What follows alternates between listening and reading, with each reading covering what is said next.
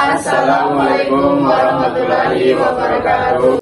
Kami dari kelompok 7, saya atas nama Muhammad Hilbram dengan stambuk F13122013. Dan saya atas nama Muhammad Aujaniu dan stambuk F13122018. Saya atas nama Valentine Handayani dengan stambuk F13122027. Saya atas nama Muhammad Audi Marif dengan stambuk F13122023. Saya Bagus Arifianto dengan stambuk F13122014. Saya atas nama Nurul Marinda KNJ dengan stambuk F13122007.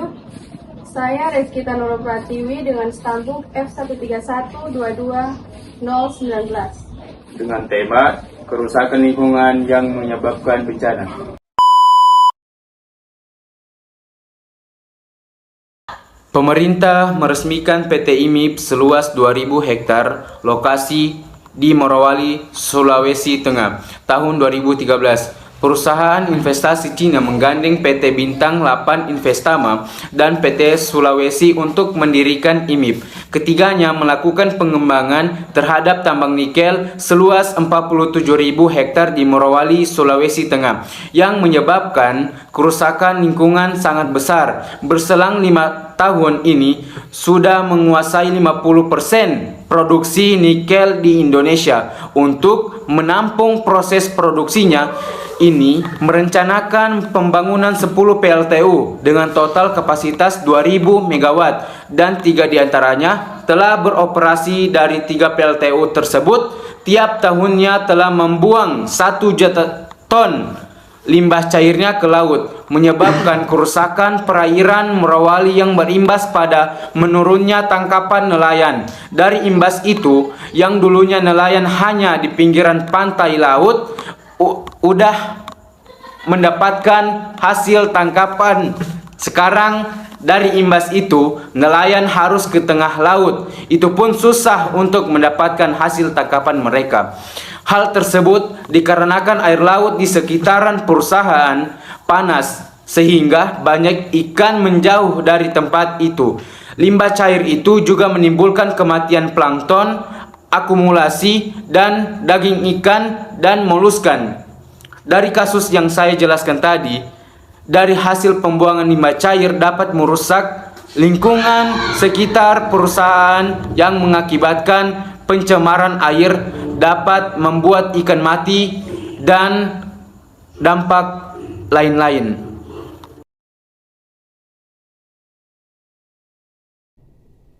Pencemaran air. Secara umum, pencemaran air adalah kondisi saat air terkontaminasi oleh zat-zat berbahaya dan limbah-limbah berbahaya yang bisa menurunkan kualitas air. Secara umum, pencemaran air bisa terjadi ketika pengolahan sampah dan limbah berbahaya ini mengotori sungai hingga laut hingga mencemari air. Dampak pencemaran air. Ketika sudah terjadi pencemaran air, maka perlu berhati-hati karena berpengaruh terhadap kehidupan makhluk hidup. Ini karena air memiliki zat berbahaya yang bisa membahayakan makhluk hidup. Selain itu, suhu air yang berubah bisa menjadi ancaman terhadap hewan hingga tumbuhan yang sensitif ketika terjadi perubahan. Untuk manusia sendiri, pencemaran bisa berdampak seperti banjir, erosi, kekurangan sumber air. Selain itu, pencemaran bisa memicu tanah longsor, merugikan petani, nelayan karena sulit mencari ikan hingga masyarakat yang tinggal berada di dekat sungai hingga laut. Pada tanggal 26 Maret 2021 pukul 19.00 WITA terjadi hujan lebat selama 6 jam sehingga menyebabkan banjir bandang yang dimulai dari arah hulu yang membawa lumpur dan material yang mengakibatkan kerusakan pada Dusun 2 dan Dusun 3, Desa BK, Kecamatan Marawola, Kabupaten Sigi di wilayah Provinsi Sulawesi Tengah.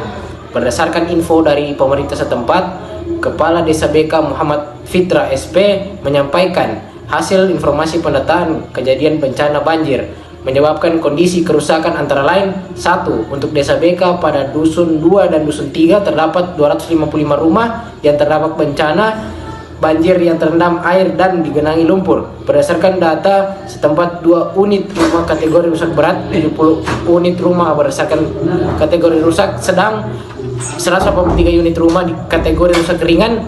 2. Kerusakan sarana prasarana vital antara lain kerusakan badan jalan sepanjang kurang lebih 800 meter tertimbun lumpur.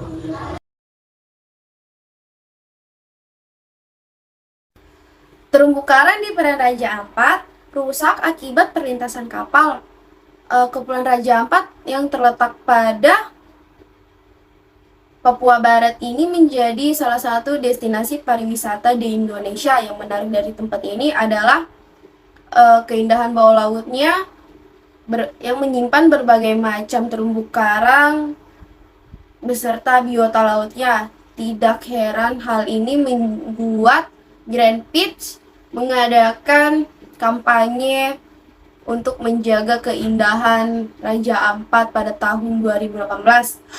Total keseluruhan terumbu karang di Indonesia mencapai 2,5 juta hektar.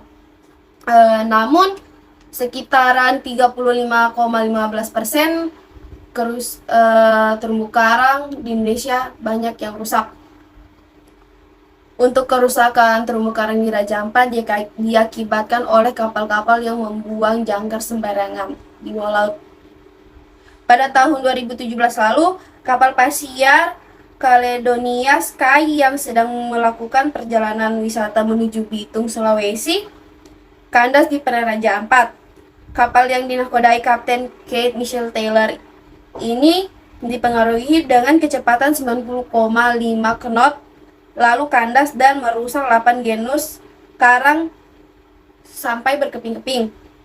Oleh karena itu, pemulihan terumbu karang ini membutuhkan selama 10 tahun.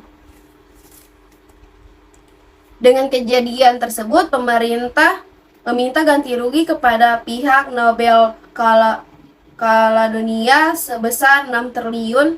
Hal ini dihitung luas kerusakan yang diakibatkan oleh kapal pesiar. Sekian, terima kasih.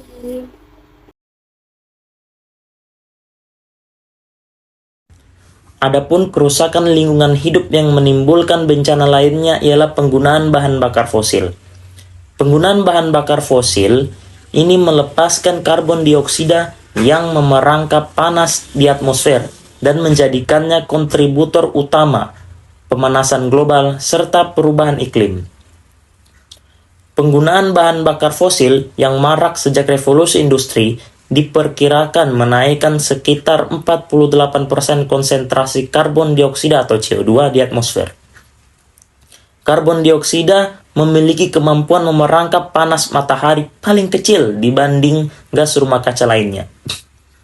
Namun, kenaikan konsentrasi CO2 yang besar menjadikannya gas rumah kaca yang terbanyak menaikkan suhu global bumi. Penggunaan bahan bakar fosil melepaskan gas metana. Pembakaran bahan bakar fosil juga menghasilkan gas metana. Dilansir dari Scientific American, gas metana adalah gas rumah kaca yang memerangkap panas 86 kali lebih kuat daripada karbon dioksida. Sejak revolusi industri, diperkirakan gas metana telah menyumbang sekitar 30% dari total pemanasan global. Selain merupakan gas rumah kaca, metana juga merupakan gas beracun. Diperkirakan metana bertanggung jawab atas kematian 1 juta orang setiap tahunnya. Selanjutnya, penggunaan bahan bakar fosil juga melepaskan oksida nitrat. Dilansir dari NASA Global Climate Change, penggunaan bahan bakar fosil juga melepaskan oksida nitrat atau dinitrogen oksida atau N2O. Pembakaran bahan bakar fosil juga menghasilkan sedikit gas dinitrogen oksida.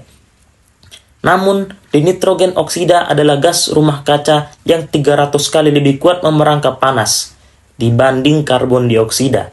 Belum lagi, dinitrogen oksida dapat bertahan hingga 116 tahun di atmosfer bumi. Adapun dampak pemanasan global ialah suhu lebih hangat lambat laun, mengubah pola cuaca, dan mengganggu keseimbangan alam yang normal. Ini menimbulkan banyak risiko bagi manusia dan semua bentuk kehidupan lain di bumi. Contohnya seperti suhu yang lebih panas, meningkatnya kekeringan, bahkan badai yang lebih hebat. Deforestasi adalah fenomena kehilangan tutupan pohon dan area hutan yang terjadi akibat aktivitas manusia atau kejadian alam. Penyebab deforestasi mayoritas berasal dari aktivitas manusia seperti pembakaran hutan, pembukaan lahan, penambangan pohon ilegal dan tidak terstruktur, serta pemanfaatan area hutan untuk pertambangan, pengeboran minyak, dan pemukiman. Berdasarkan data yang dirilis oleh World Resource Institute yang bermarkas di Washington, Indonesia merupakan negara penyumbang emisi karbon terbesar ke-6 di dunia. Hal ini tentunya menjadi perhatian khusus baik dari pihak dalam maupun dan luar negeri, karena jika hal ini tidak ditangani, maka akan menambah parah kerusakan lingkungan di masa mendatang. Berdasarkan data Global Forest Watch, Indonesia memiliki lahan hutan primer seluas 93,8 juta hektar pada 2001. Jumlah tersebut lebih dari separuh luas daratan. Namun, sepanjang periode 2002 sampai 2020, Indonesia telah kehilangan sekitar 9,75 juta hektar lahan hutan primer. Kondisi tersebut membuat Indonesia kehilangan 36% lahan tutupan pohon pada periode yang sama. Selengkapnya, berikut daftar 10 negara penghasil emisi karbon terbesar di dunia berdasarkan studi World Resource Institute.